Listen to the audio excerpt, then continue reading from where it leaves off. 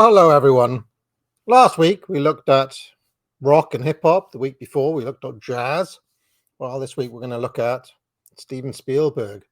You know, if you're a long-term fan of this channel, then you'll know all about the boomer truth regime. And the truth about Steven Spielberg is that he is probably the number one propagandist for the boomer truth regime. In fact, the de facto assumptions of the liberal order are encoded in Steven Spielberg's films.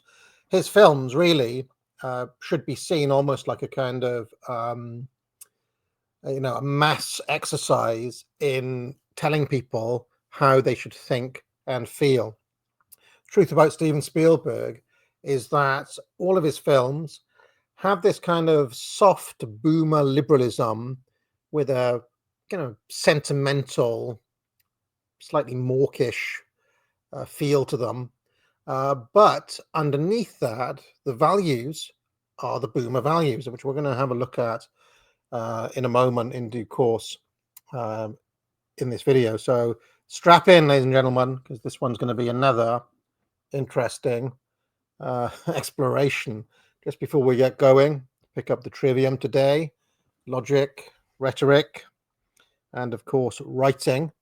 If you're interested in arts and culture, of course there's Foundations of Shakespeare, many other courses available. But today we're going to be talking about Spielberg, not Shakespeare. So what do I mean when I talk about the dark truth about Spielberg? Well, I put out this tweet, got over 1,000 likes there on Twitter X. I said the culture war cannot be won as long as people are generally still positive about these four individuals. There's Louis Armstrong there in the top right. If you're a Zoomer, I'm going to tell you who these people are because you won't have a clue, will you? Louis Armstrong, he represents jazz, of course, in the top right. Robin Williams in the top left. If people like this video, maybe subsequently I can do a Robin Williams video as well, because even buried even further into the heart of this kind of soft boomer truth regime, this kind of default liberalism everyone has, is Robin Williams. But I can talk more about him in a subsequent video if people are interested. Princess Leia, another video waiting to happen, to be honest. And of course Steven Spielberg in the bottom left, the Hollywood film director extraordinaire, famous for Indiana Jones, Jaws, Jurassic Park, and so many other films. Now, when I put this out, I got a bit of pushback. Here's Gavin on Twitter. He said, "You're reading way too much into the Spielberg films. Not everything is political propaganda." To which I replied, every single thing Spielberg does is political, and this is why you lose. Right? The idea that Steven Spielberg's films are neutral or political, not political in some way, is, if there's one thing I want you to take from this video, it's the lesson that whether you enjoy these films, think they're great works of art or otherwise, they are undoubtedly political. And the politics they are trying to inculcate in you are the politics of the regime, the politics of liberal democracy and boomer truth. Okay, and I've gone through a number of his films, which I'll explore in due course. So Spielberg, this is E.T., of course, one of his famous films. Take an alien into your family home and, quote unquote, help him find a home. Many insidious parts of this, not least the kind of pact that is made between E.T. and the little boy there, that, if the link is severed while E.T. is with them, if E.T. died, you'll take you with him. Now, there's all sorts of allegories you could make, like who is E.T., who does he represent, and so on and so forth. But the basic idea that you should take the alien into your home, right, is an enduring theme of Steven Spielberg's films. He is always on the side of the alien, the outsider, the marginalized group. Okay, and he encourages you to see heroism as helping these alien forces in some way. Okay, this is at the very core of Spielberg's morality, and it's at the very core of what I have called boomer truth. Another famous Spielberg film, Indiana Jones, and of course the Holy Grail. It is not for you. The Holy Grail is not for you. Now, there's much more to be read into who is the you and who is the we, as said by Spielberg.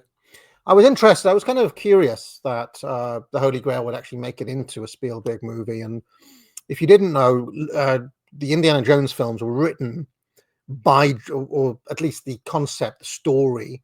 I'm not sure if he scripted them all, but he came up with the concept. Was George Lucas, okay, of Star Wars fame, of course. He also created Indiana Jones and wrote Indiana Jones.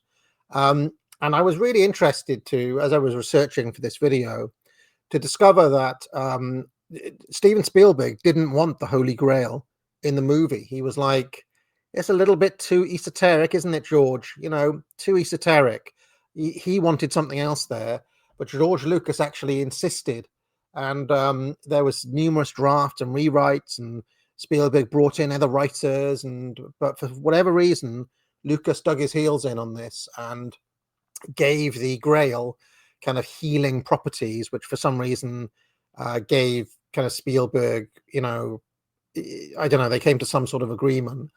But I find it very interesting that this incredibly important notion of the Holy Grail, which does have a deep esoteric meaning, especially in Western mystery traditions, you might say, that is goes right to the core of many things and many spiritual questions.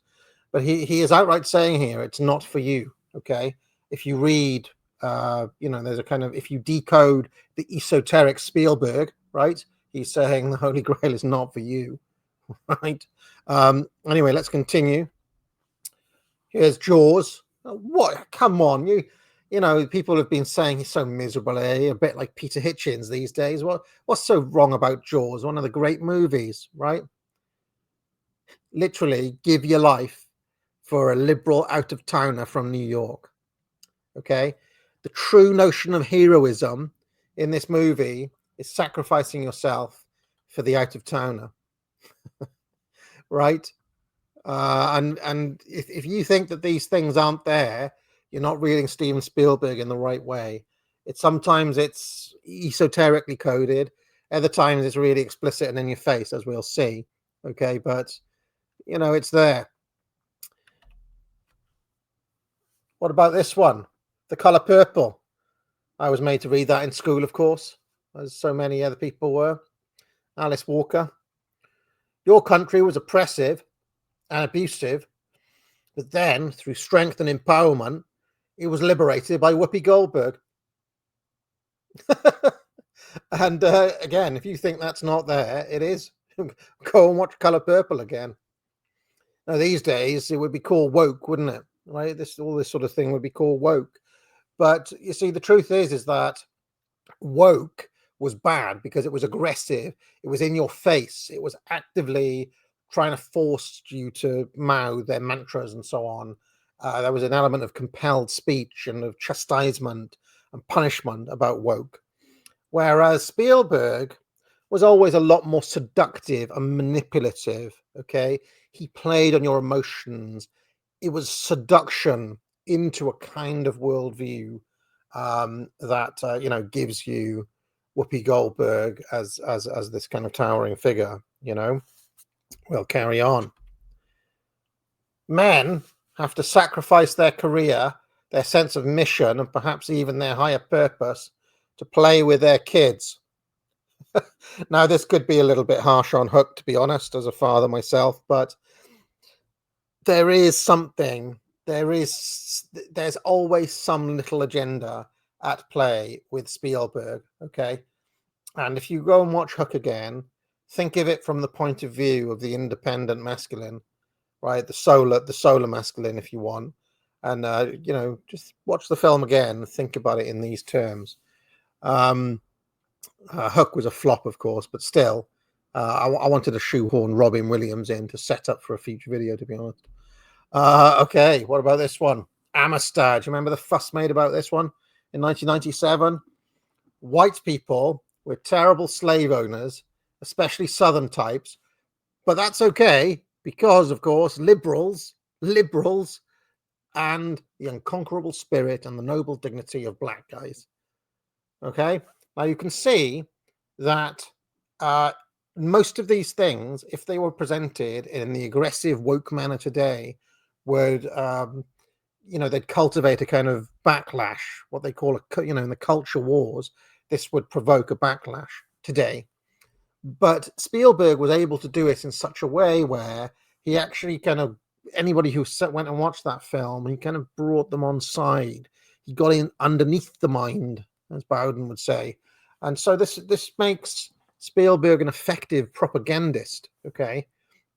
But he's always pushing a certain angle and a certain message. And his message, nearly everywhere and always, is against the dominant main majority population, okay, calling their past bad, or it's the progressive narrative, and it's with the outsider, with the minority group, with the marginalized group, okay, in all those ways that are basically outright leftist. Okay, this is his frame, and I had a look, and it's interesting that every single Democrat president, Bill Clinton, Joe Biden, Obama, like there's a photo with each of them giving Steven Spielberg a medal.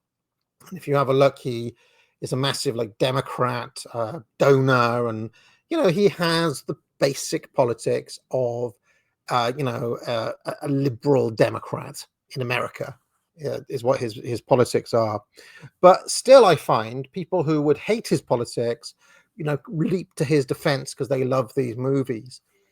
But you see, the thing is about movies is that they are, okay, yes, there's some artistry there and so on.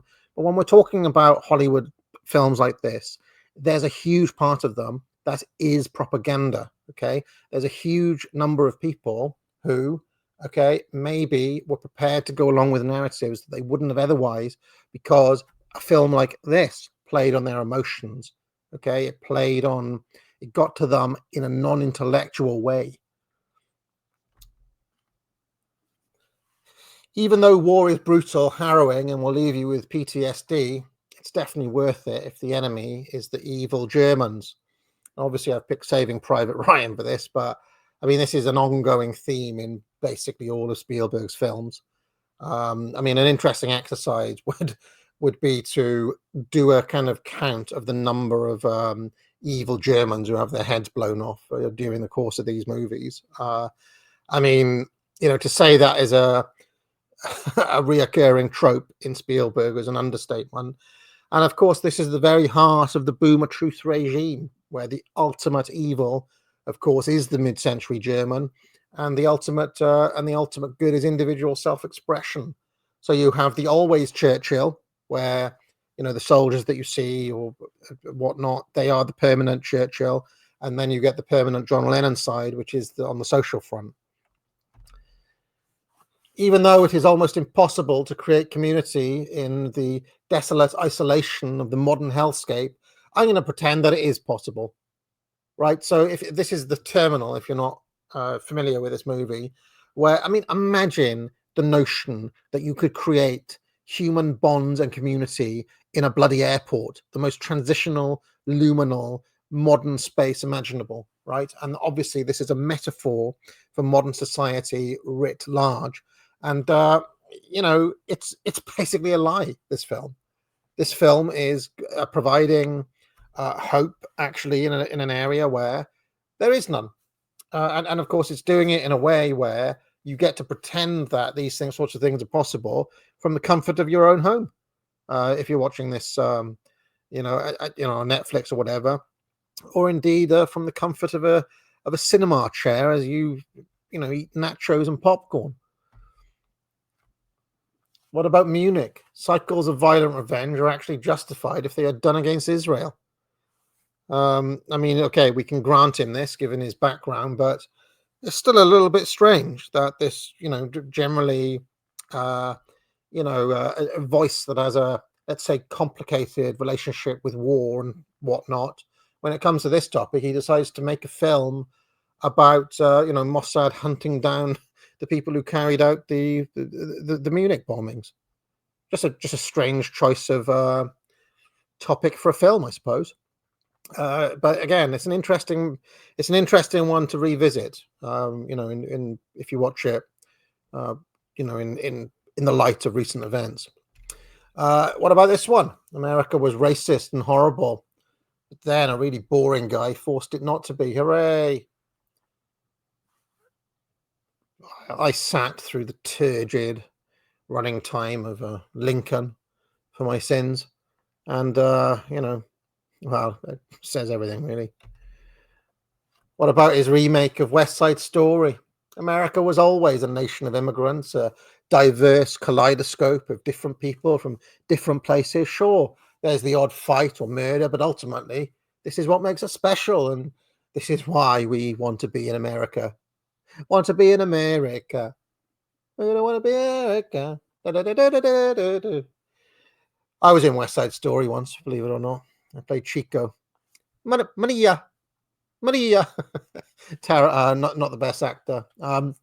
Anyway, yeah, you get the idea though. The notion that this director is not political is really quite ridiculous. It's so obvious that he has been an agenda-driven movie maker from the very start. Okay, from the 70s onwards, from the very start. I'll give one caveat. Duel. If you ever watch the movie Duel, that is a great chase movie, a great thriller. Duel. That's the only movie of his that doesn't have this thickly layered, soft liberal agenda. Um, uh, you know, broadly speaking, a woke agenda, you'd say today, slathered on top of it. What about this one? Everybody's been thinking, yeah, wait till he gets Jurassic Park. What's he going to say? The profit motive is bad when done in the name of evil Faustian white man science, but is good when done in the name of earning over $1 billion for Universal Pictures under Sidney Sheinberg, who was the CEO of Universal at this time.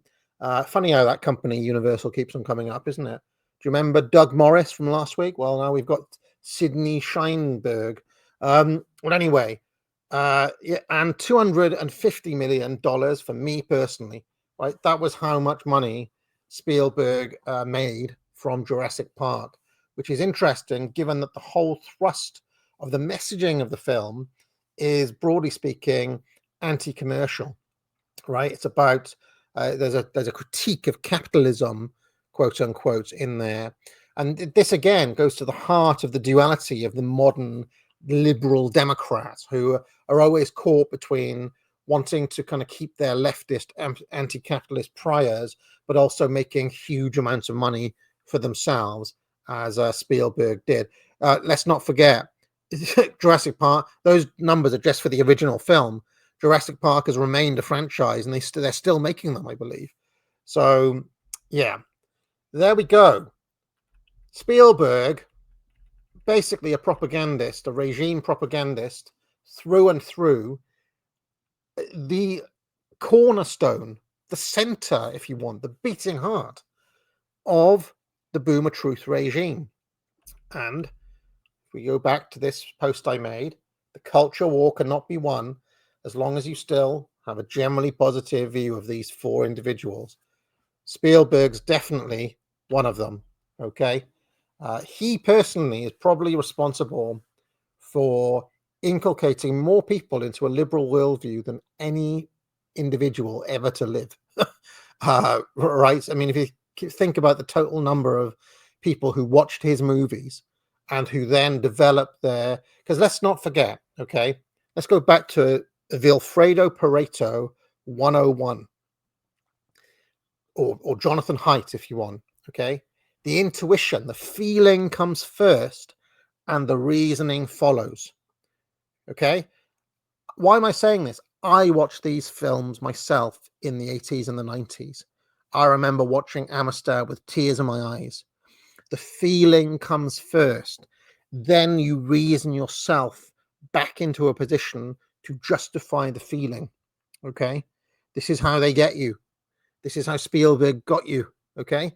And what I'm trying to do here is, in a way, deprogram all of that.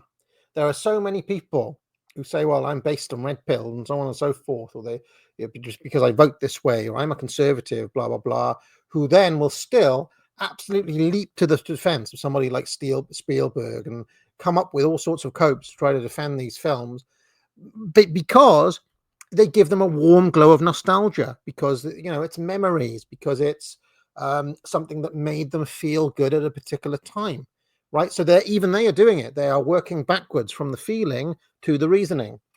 And what I'm saying is, this is all propaganda. It has always been propaganda, and it has always been absolutely political. Everything this director in particular now, is political. Okay, I'm not saying anything about any other directors or any other people. I'm talking specifically about him, right? One of the most powerful men in our lifetimes, right? Who capture the hearts and minds of millions of people. That is the dark truth about him. So let me know what you think of this in the comments. If you want to see through more propaganda techniques, I recommend Foundations of Rhetoric, where I talk about persuasion and I talk about how people think and feel, and how you might be able to persuade them out of their worldview and so on. Whether I've done that in this video, who knows, but probably not. But and then there's Foundations of Writing and Logic as well, and Foundations of Shakespeare, of course. But most importantly of all, friends, I'll see you a little bit later on for reviewing Adam Curtis with Simon Roberts. But most importantly of all, friends, get out. If you liked this video, be sure to like and subscribe. You can join the channel for thousands of hours of past shows in the archive and hundreds of videos. If you have any questions, you can leave a super chat or a super thanks, and I'll be sure to pick it up during my weekly office hours, which run every Tuesday afternoon. I also provide courses at the academic agency, which I encourage people to buy. Thousands of students now have taken the Trivium to improve their skills in writing, logic, and rhetoric.